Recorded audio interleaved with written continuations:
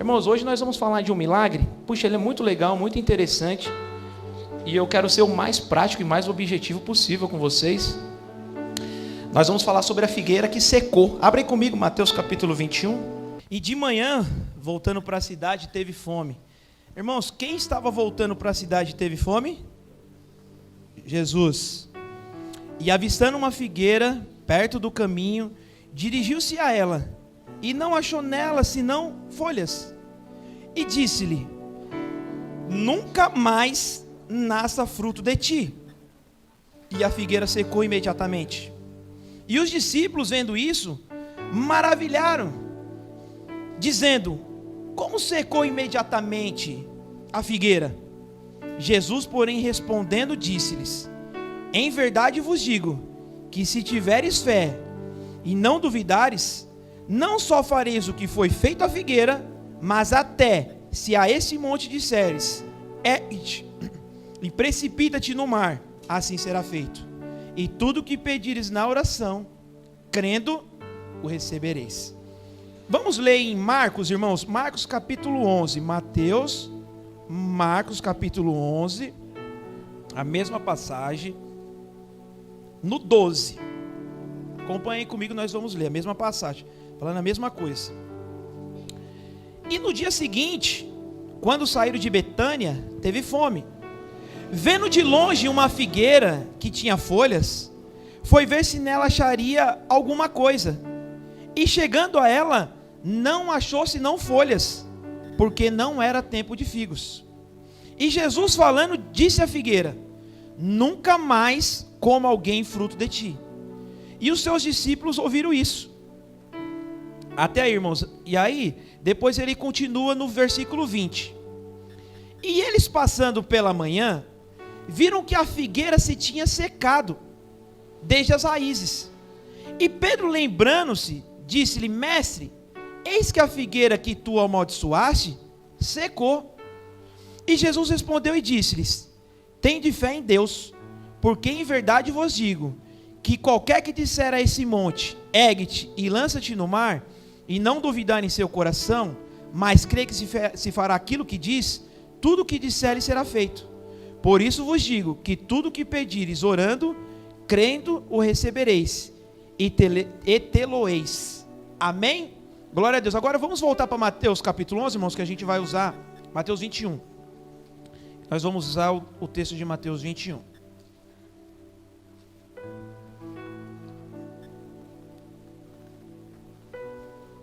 Só vou fazer uma pequena introdução, irmãos, e contextualizar um pouco aqui a questão do capítulo número 21, tá? Só para a gente entender um pouco. O capítulo 21, irmãos, ele vai falar de alguns assuntos. Primeiro ele começa falando sobre a entrada triunfal de Jesus em Jerusalém. E depois ele fala sobre a purificação do templo. Em terceiro, da figueira seca.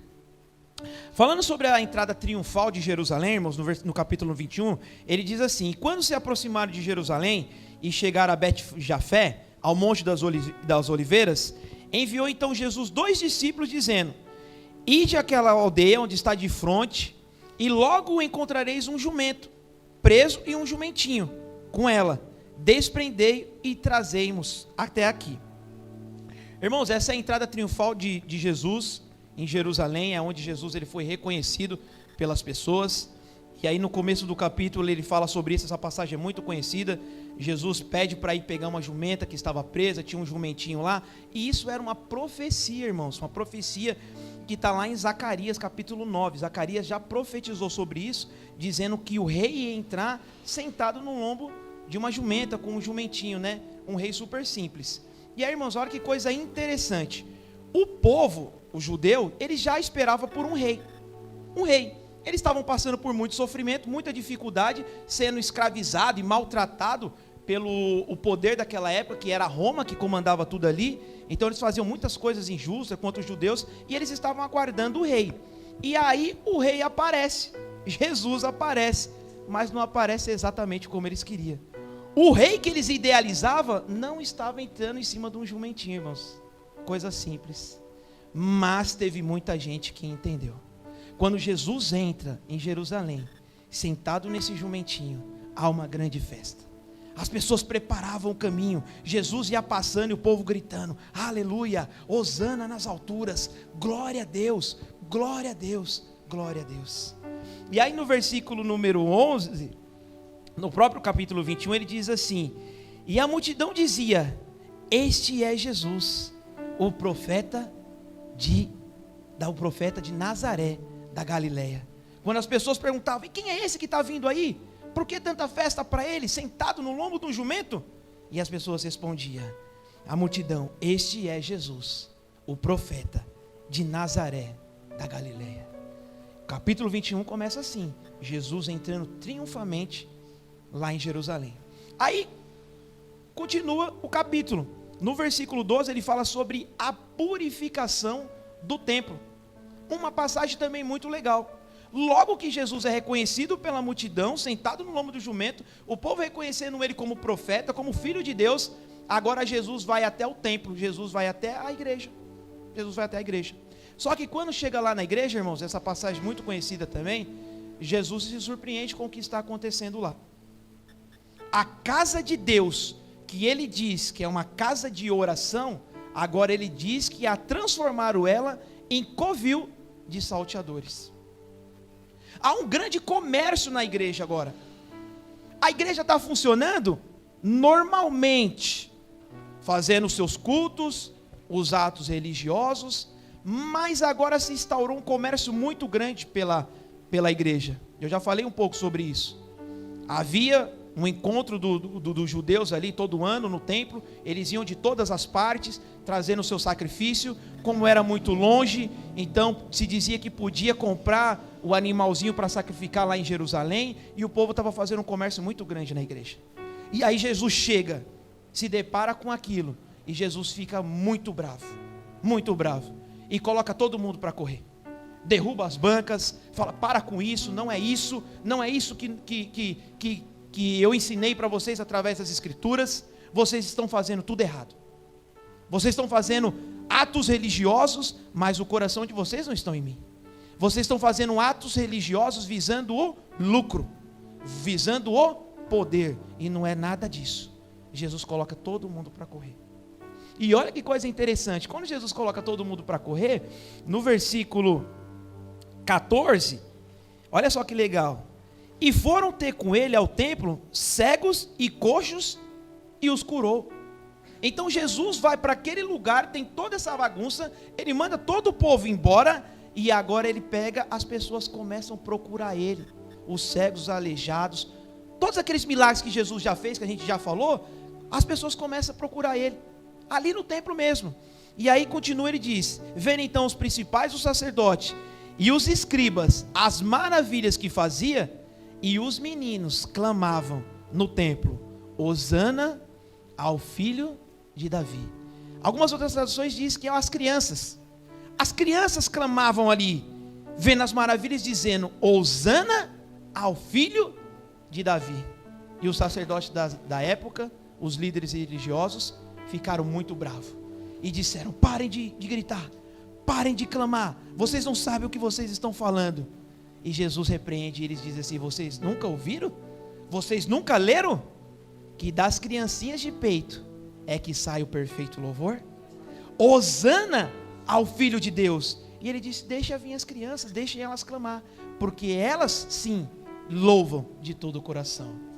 Irmãos, criança é maravilhoso, né? A gente sabe como é criança. A própria palavra fala que para a gente entrar no reino dos céus, nós vamos ter que ser como crianças. Como que é criança, irmãos? Criança é sem maldade nenhuma, criança é inocente, criança não guarda raiva e nem ressentimento. Eu já contei esse testemunho aqui uma vez, né? Havia duas famílias que moravam muito próximas e tinham filhos, né? Aí um menininho pequenininho falou assim: mãe, posso ir brincar lá com meu primo na casa da tia fulana de tal? Ela falou: pode, vai lá, filho. Aí o menininho foi. Só que quando chegou lá, as crianças se desentenderam e o primo do menino bateu nele, mas bateu de arrancar sangue. Aí ele volta para casa. Quando ele chega em casa, ele conta para a mãe dele. Fala assim: mãe, fui lá e aí se desentendemos e o meu primo me bateu, olha aqui machucado. A mãe falou: nunca mais você vai lá, você não vai pisar mais os pés lá, nunca mais. E eu vou ligar para sua tia e vou falar para ela e vou reclamar e tal. E o menino ficou lá. Passado uma semana, O menino falou: mãe, posso ir lá brincar na casa do meu primo? Menino, você é doido?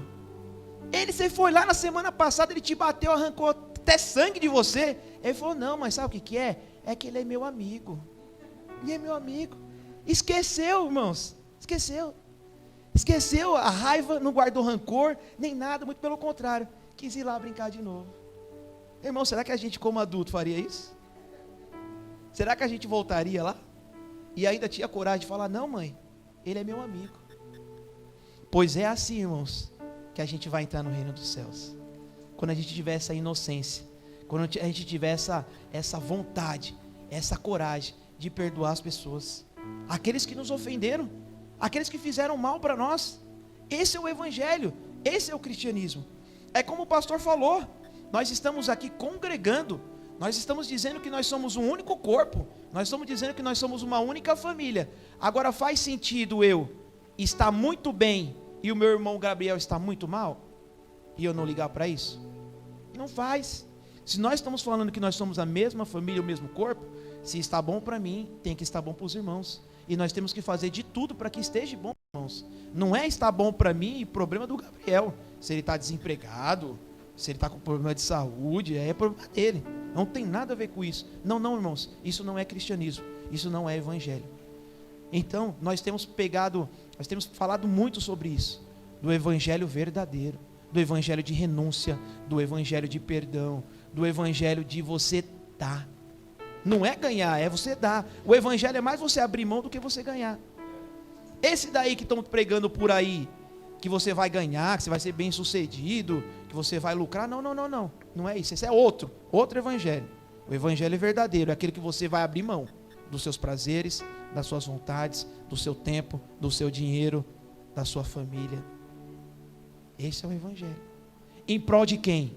De glorificar a Deus e ao próximo. Glória a Deus. Vocês estão entendendo essa palavra, irmãos? Vocês estão entendendo isso que nós estamos falando há um tempo? De doação, de se entregar, de se preocupar uns com os outros. Glória a Deus por isso.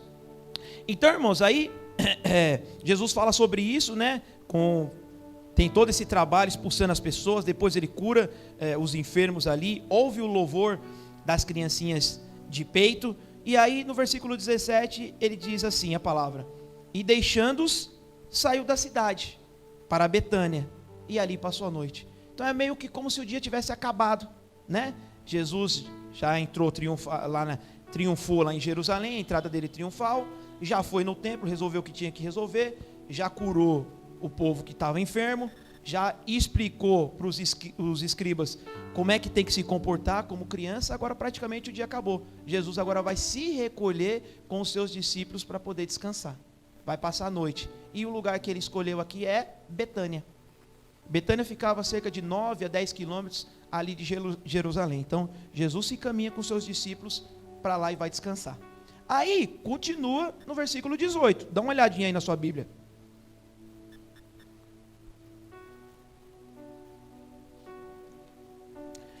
E de manhã, voltando para a cidade, teve fome. Então, Jesus dormiu em Betânia, descansou e agora ele está voltando para a cidade, está voltando para Jerusalém. E de manhã, voltando para a cidade, irmãos, ele teve fome. Jesus teve fome. No 19, e avistando uma figueira perto do caminho, dirigiu-se a ela, e não achou senão nelas folhas, e disse-lhe: nunca mais nasça fruto de ti. E a figueira secou imediatamente. Irmãos, alguns estudiosos vão chamar esse milagre do milagre negativo. Vocês acreditam? Porque todos os milagres que Jesus fez, presta atenção, todos aqueles milagres que a gente já falou aqui no púlpito, Jesus está sempre abençoando alguém. Curou, abençoou. Salvou, abençoou. Livrou de uma enfermidade, abençoou. Trouxe vida, trouxe alegria, trouxe bem-estar. Jesus fazia os milagres e as pessoas eram abençoadas. É um milagre positivo. Agora nesse aqui parece que é o contrário. Jesus amaldiçoa a figueira. Esse é o único milagre que Cristo Jesus faz que amaldiçoa alguma coisa. Todos os outros ele abençoa. Aí você fala: puxa vida, mas e agora? Agora eu entendi. Jesus é santo, não tem sombra de variação. Ele é todo amor, ele não tem amor, ele é amor. Ele é justo. Como que agora ele amaldiçoa a árvore? Como é que ele amaldiçoa a figueira? Irmãos, aqui tem um assunto bem complexo, que eu confesso para vocês, que eu não tenho condições de explicar para vocês ainda. Essa passagem ela vai falar muito sobre a volta de Cristo e o papel de Israel nessa volta de Cristo. Então, tem muitas linhas de interpretação, tem muita coisa em jogo, e eu não tenho condições de falar isso com vocês ainda. O pastor provavelmente tem condições de falar isso, porque o pastor é formado em teologia, mas eu não tenho. Então hoje eu vou pegar só algo mais prático, mais simples, para a gente poder usar aqui na nossa realidade. Então, quando Jesus olha aquela figueira de longe, ele teve fome, ele vai lá para procurar fruto. Só que a figueira, irmãos, ela primeiro produz o fruto, o figo, e depois que ela produz as folhas. Depois que ela produz, né, a flor do fruto. Então Jesus olhou para a figueira e viu que tinha folha. A ordem natural é fruto e folha. Se tem folha, presume-se que tem fruto. E Jesus vai até ela. Só que quando chega lá que Jesus vasculha a árvore, não tem fruto nenhum. Era uma propaganda enganosa. A árvore estava dizendo uma coisa, mas na verdade não era. Ela estava dizendo assim: eu tenho folha porque já produzi fruto, pode vir buscar. E aí quando foi lá, não tinha. Não era verdade. Era uma propaganda enganosa.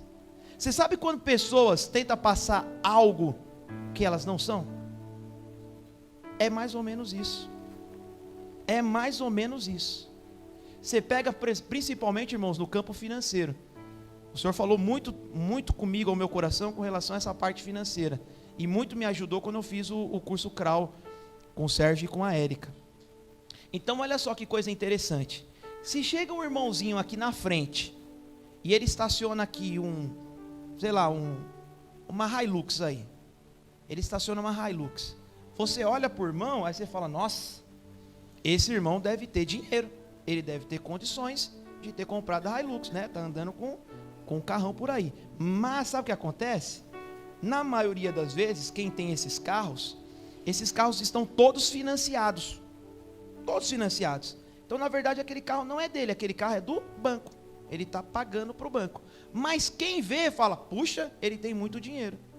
E aí, se chega um irmãozinho com um carrinho popular de 15, 20 mil reais, você fala: mas coitado desse irmão. É um pobretão, né? Coitado do irmão, né? Eu vou até ver se ele não está precisando de uma oferta aí, né? Eu vou colocar um pouco de gasolina no carro dele, né?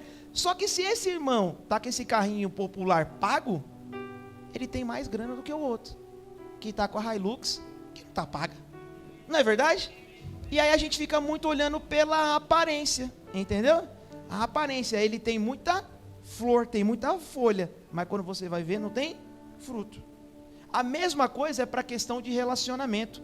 Às vezes a gente tem muita dificuldade de relacionamento na nossa casa, com a nossa esposa, com o nosso esposo, ou até mesmo com os nossos filhos. Aí a gente olha para o vizinho e fala: puxa vida, cara, eu queria ser igual esse vizinho aí, cara. Meu, o cara se dá super bem com a esposa, o cara está super bem com o filho. Mas às vezes quando você vai ver bem de perto, não é aquilo. Às vezes o vizinho bate na esposa, bate no filho, não dá atenção para os filhos. Mas quando sai na frente de todo mundo, é aquele casal perfeito, né? Tudo de mão dada, roupinha tudo ajeitadinha, tudo certinho, tudo bonitinho. Mas às vezes é só uma aparência. É algo enganoso. Parte profissional também acontece muito isso, irmãos. Pessoas que se dizem ser alguma coisa, que tem muita experiência, muito know-how, muito conhecimento, e aí quando você vai ver que ela vai prestar um serviço para você, alguma coisa, te deixa na mão. Era só aparência, era só uma propaganda enganosa. E o que aconteceu com Jesus foi a mesma coisa. Era uma propaganda enganosa. E aí Jesus chega lá e amaldiçoa aquela figueira, diz assim: ó, nunca mais nasça fruto de ti. Nunca mais você dê fruto para ninguém. Aí lembra que eu falei do milagre negativo? Será que ele é negativo mesmo? Mas presta atenção uma coisa. Quando Jesus vê a figueira com folhas, e ele vai até ela, ela não tem fruto. Quando Jesus amaldiçoou ela para ela não ter fruto, ela continua não tendo. Ela não teve e não vai ter mais. Então Jesus não muda a situação dela, ela nunca teve fruto. Ela vai permanecer do mesmo jeito. Não é que ela tinha fruto e Jesus amaldiçoou ela para ela não ter mais. Ela não tinha, Jesus falou, então, continue não tendo. Simples assim.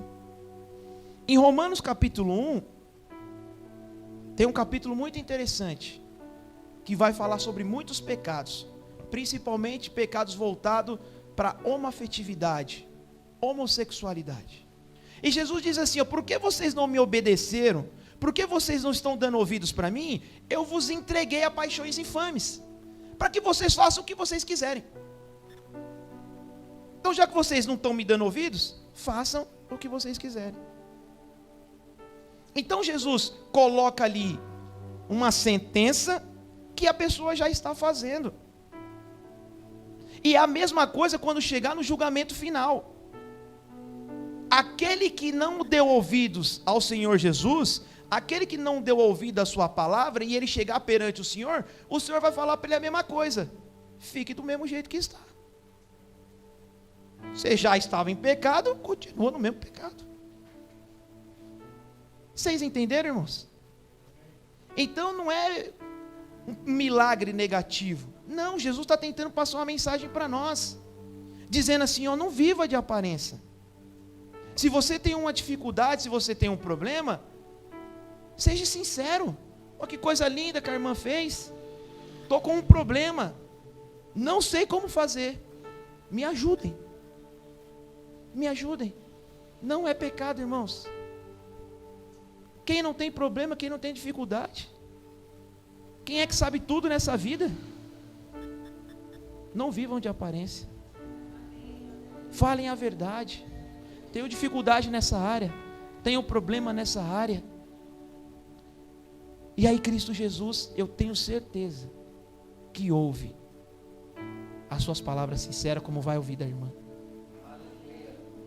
Porque Cristo Jesus, Ele é a própria videira verdadeira. Aquela videira era enganosa, mas o nosso Jesus, o nosso Cristo, Ele é a videira verdadeira.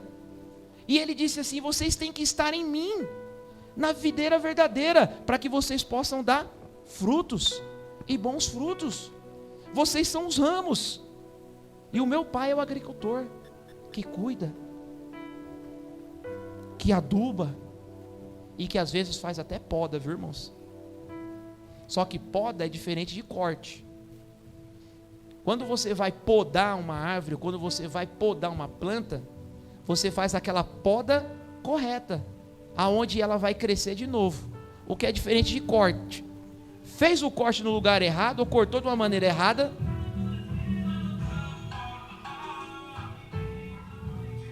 não vai nascer mais. Então, poda é diferente de corte. O Senhor Jesus, Ele nos poda. Ele tira algumas coisas que não prestam, que não está dando certo, para que venha crescer e desenvolver e dar mais frutos. Então Jesus é a videira verdadeira.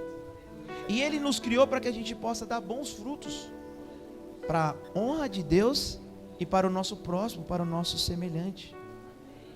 Irmãos, então uma coisa que nós devemos fazer, como Jesus fez, é fazer uma inspeção mais profunda. Jesus olhou de longe e falou, tem fruto, vou lá ver. Mas quando chegou lá, que ele foi olhar no meio das folhas, ele viu que não tinha. E a mesma coisa nós temos que fazer com a nossa vida. Nós temos que fazer uma inspeção mais profunda, para ver se não tem alguma coisa de errado, para ver se não tem alguma coisa que é só aparência, fora de tempo, que nós estamos mostrando e nós não temos fruto. Isso é muito importante. Nós temos que passar por essas reflexões, irmãos, uma atrás da outra. Uma atrás da outra. Para a gente não ficar vivendo só de aparência. Tem um louvor do Rodolfo Abrantes que eu gosto muito. Todo mundo sabe que eu sou muito fã do Rodolfo, né? E eu queria escutar esse louvor com vocês. Ele vai falar sobre isso. Sobre a gente fazer uma reflexão da nossa vida. E ele pergunta no louvor, ele diz assim: Senhor, quem eu sou? Joio ou trigo? Eu sou mais um impostor ou eu sou seu amigo? Tá pronto, meninas? Vamos ouvir?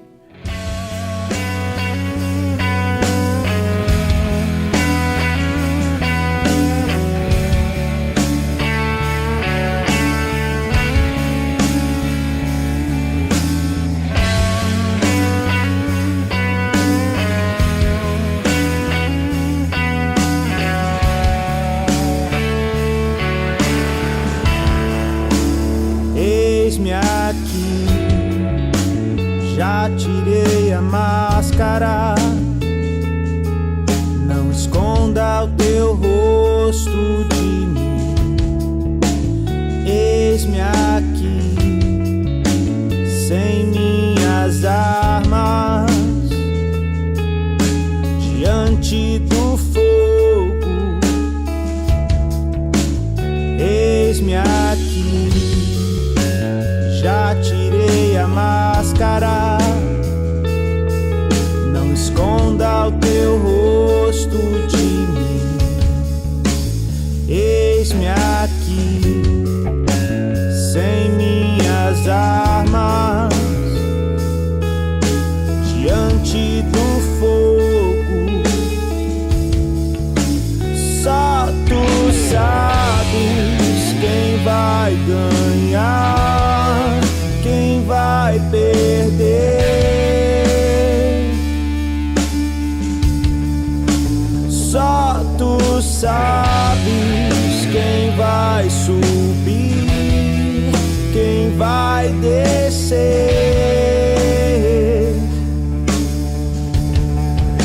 Só tu sabes quem quer sumir, quem quer aparecer.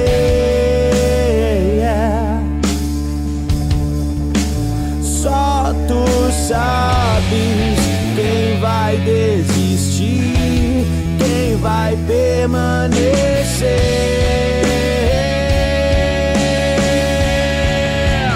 Quem sou eu, Senhor?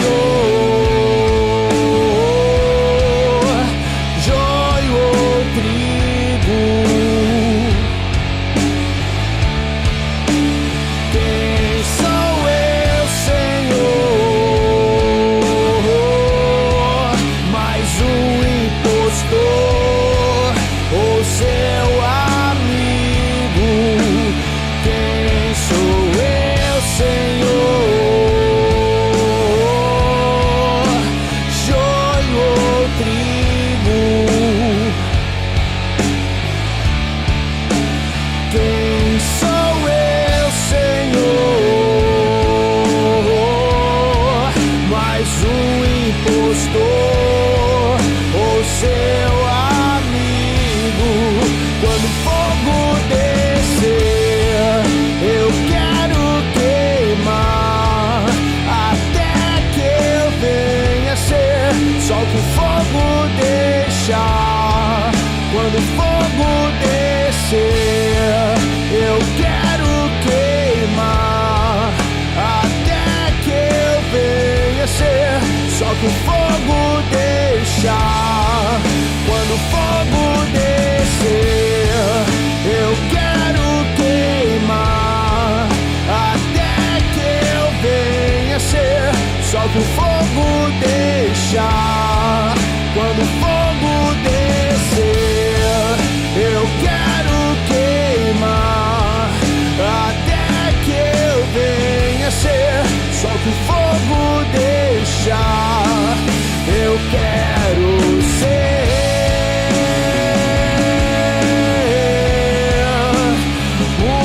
contigo.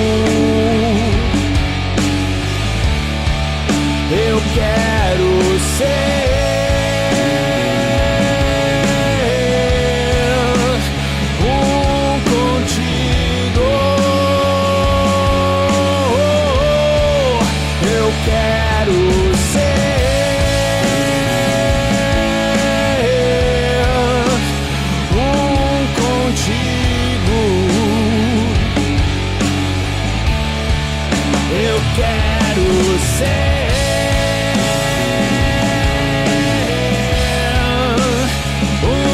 contigo.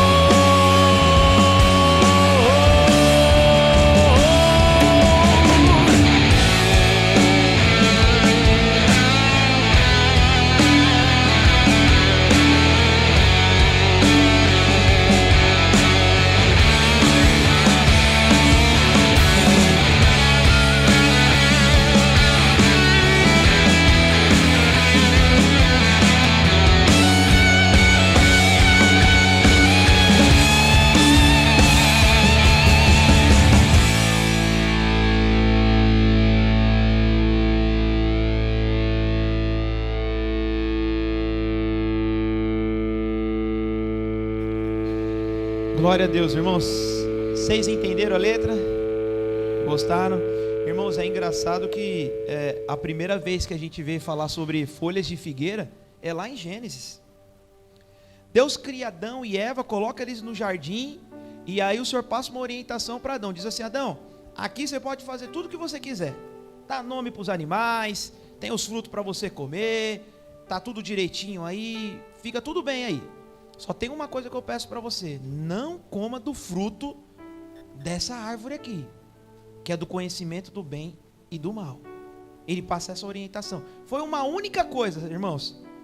Podia fazer tudo, só tinha uma coisa que não podia fazer. E aí o que acontece? O inimigo vem, sopra no ouvido da Eva e diz assim para ela: Eva, por que Deus falou que você não pode comer desse fruto? Ah, falou que a gente não pode comer. Esse é o fruto do conhecimento do bem e do mal. Ele disse que a gente pode fazer de tudo aqui, menos comer dessa. Ele falou: não era bem assim que Deus estava falando, não. Quando você comer, você vai ficar igual a Deus. E ela convence a Eva a comer do fruto. Eva come do fruto e leva para Adão. Adão come também. Quando eles comem, os olhos deles são abertos para o pecado, para o mal. Antigamente eles não conheciam o pecado, eles não conheciam o mal, só conheciam o bem e a bondade. Agora os olhos deles estão abertos, e a primeira coisa que eles veem é que eles estão nus. E eles falam: nossa, nós estamos nus, precisamos fazer alguma coisa. Irmãos, todo final de tarde Deus vinha ter um encontro com Adão. Na viração do dia, o Senhor vinha conversar com Adão, sentava no banquinho e ficava conversando com Adão. E naquele dia, Deus vem, já sabendo de tudo que aconteceu, e Deus chama: Adão, Adão, e ele não responde. Adão, cadê você? E aí quando vai ver, ele está escondido. E o Senhor falou: Adão, por que você está escondido? Ele falou: Senhor, porque eu estou nu, eu tive vergonha. Ele falou: mas quem disse que você está nu? Você comeu do fruto que eu disse para você não comer? Ele disse: sim, comi. Agora tem um detalhe, irmãos. Quando Deus pergunta para ele, e ele está escondido, ele já tinha feito folhas de figueira. Na verdade, ele não estava totalmente nu. Quando eles perceberam a nudez deles, eles foram lá, cortaram folhas de figueira e fizeram aventais para ele. Então quando Deus vem e fala com ele, ele já não estava totalmente nu. Ele já estava com as folhas de figueira cobrindo a nudez e a vergonha.